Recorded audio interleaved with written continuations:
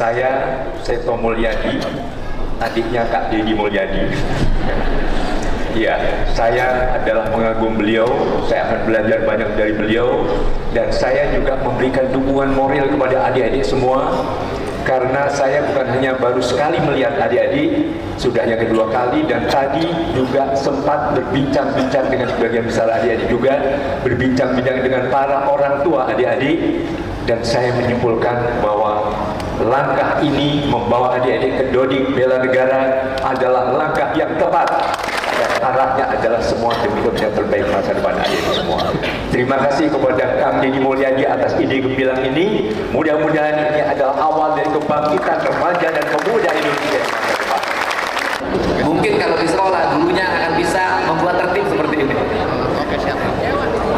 Dan nggak ada teriak-teriak kalau di sekolah. Dan ini juga salah seorang ya, tinggalnya di Jawa Tengah, tetapi selalu mensupport saya, berani speak up bahwa apa yang dilakukan itu benar, apa yang dilakukan itu adalah sesuatu yang bermanfaat bagi bangsa. Karena bagi kalangan ulama, istihad itu yang berani beristihad walaupun salah tetap nilainya 1 dibanding dengan orang yang tidak berbuat sama sekali.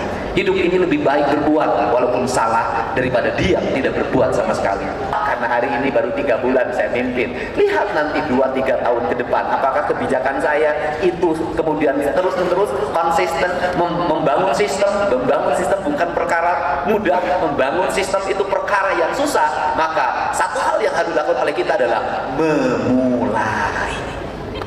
Bagi saya, sistem belakangan, mulai duluan. Nanti setelah dimulai, maka sistem itu akan terbangun dengan sendirinya. Kenapa? Karena falsafah pendidikan ini adalah tuturi handayani.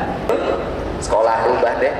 Sekolah ngajarin nggak usah tinggi-tinggi sekarang, ngajarin masuk kelas berbaris, ngajarin di ruang kelas hening, ngajarin kalau ada sampah di jalan dipungut, ngajarin buang sampah di mana, ngajarin nanam bunga, ngajarin nanam tanaman, ngajarin menyayangi sesama, ngajarin mencintai sesama. Sekolah ngajarin itu. Ilmu pengetahuan bisa diraih di Google, ilmu pengetahuan bisa didapat di perpustakaan, tapi cinta tidak bisa didapatkan di buku, cinta tidak bisa didapatkan di layar digital. Kalau manusia digabungkan bukan karena partainya, bukan karena organisasinya, tapi manusia digabungkan oleh cinta dan rasanya. Ibu dengan anak bisa jadi rasanya tidak bersatu, tapi bisa jadi anak itu bersatu dengan orang lain. Kenapa mereka bisa berkelompok bergeng? Karena rasanya sama, cintanya sama, satu napas, satu jiwa. Kok rasanya berubah menjadi negatif? Untuk itu dari sekarang cinta ibu dan anaknya satukan dengan baik.